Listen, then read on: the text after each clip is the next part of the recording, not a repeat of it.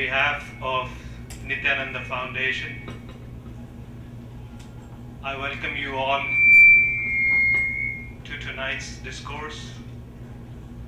The topic of the discourse is Master, the Zen Stick. In this discourse, the Master, Paramahansa Sri Nityananda, will speak about who is a master, what are the different multitudes in which the master works, the relationship of a master with the seekers, with the disciples. Swamiji, as we call him, always comes up with very interesting titles that he gives discourses on. However, there is only one message. The message is to live our potential, be blissful. With this, I would hand it over to Swamiji. This is going to be a very enlightening speech, lecture, and it's going to be amusing too. Swamiji.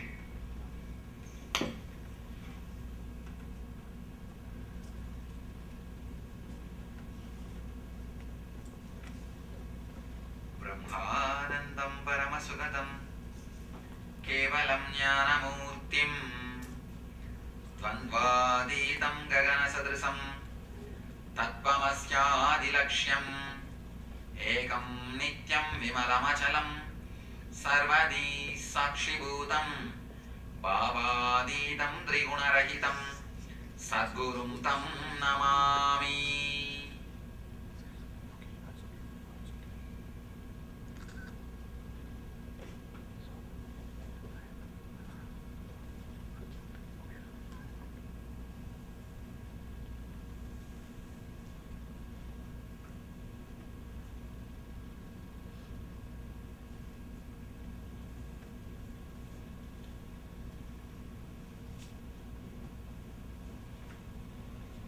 Welcome you all with my love and respects.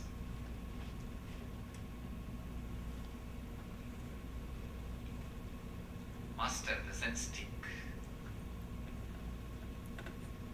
Let me first explain what I mean by the word Zen stick.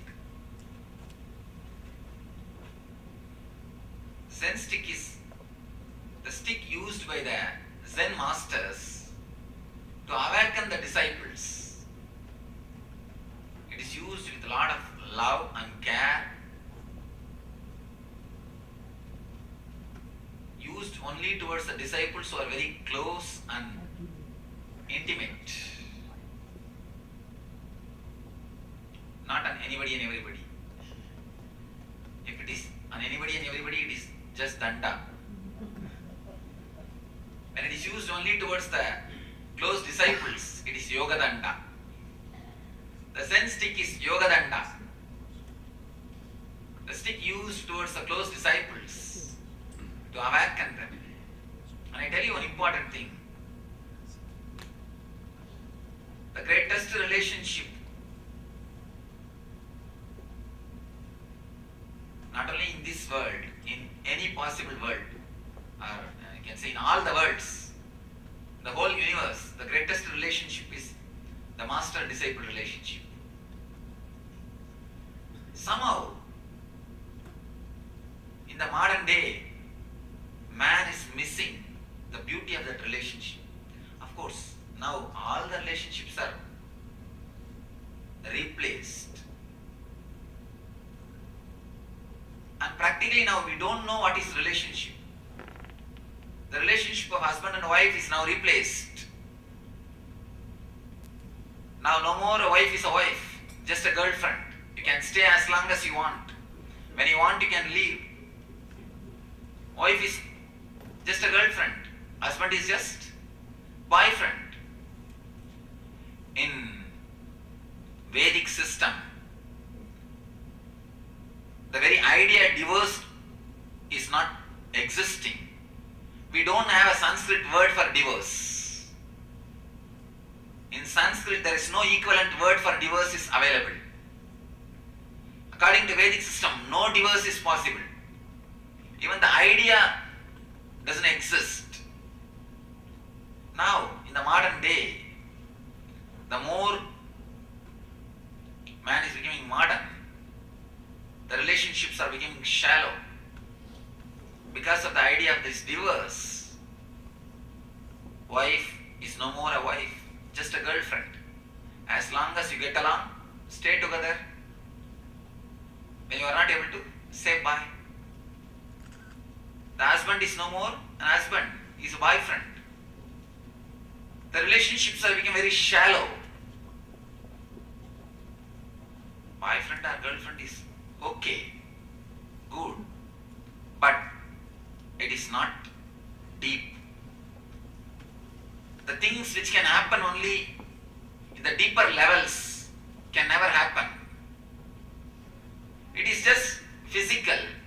When the relationships become shallow, you live, touch only the physical layers of the other beings. Not more than that. If you go back to Indian villages, and just 30-40 years ago, even your own fathers or grandfathers, if you go to their villages, you can listen the stories. The husband and wife, both of them died in the same day. You can hear this type of stories. At least one couple in every village you can hear.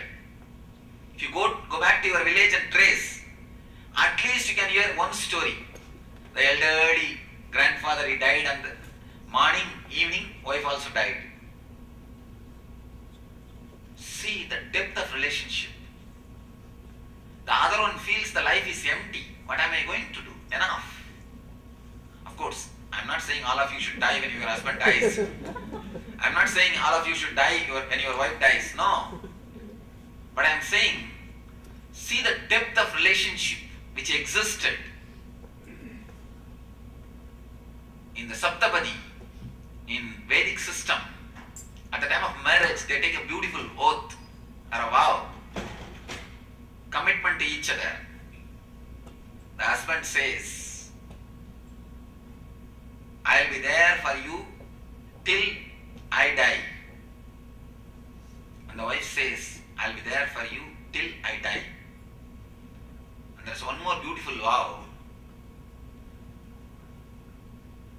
They are blessed. The husband is blessed. Let you become 11th child of your wife. The wife is blessed. Let you become the 11th. Let you become a mother of your wife in the 11th year. The wife is supposed to become mother. The husband is supposed to become a child. And really, when a deep relationship happens, when the souls are touched, the relationship enters into a different level. It gets matured and sees the ultimate. A woman reaches the ultimate expression when she becomes a mother. She experiences a fulfillment. She experiences fulfillment when she becomes a mother. Till she reaches the maturity of the mother, she is missing something. Only when she becomes mother in a maturity level, not simply in a physical level, a maturity level, she reaches the fulfillment. Man reaches his fulfillment when he again becomes a child. When he becomes just a simple innocent being, he achieves the fulfillment. That is why you can see all women enlightened masters, they will be expressing their motherhood. And all enlightened masters, all men enlightened masters, they will be expressing the innocence. They will be radiating the innocence. Even the title for man, when a man becomes enlightened, he is called Paramahamsa. Paramahamsa means a man who has again become a child, who has entered into the space of innocence. becomes enlightened, she is addressed as a Ma, means who has become mother, Janani of the whole world, universe. The ultimate flowering happens only when you are deeply committed to the other person.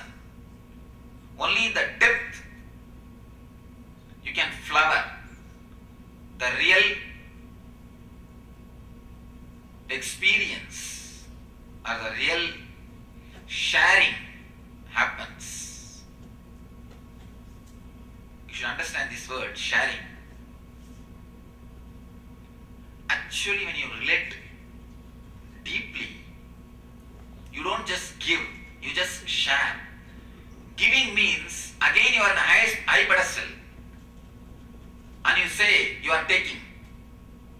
The word giving has got a line of ego in it. Means you are in a high pedestal, the person who is receiving is in the lower level, you are just giving.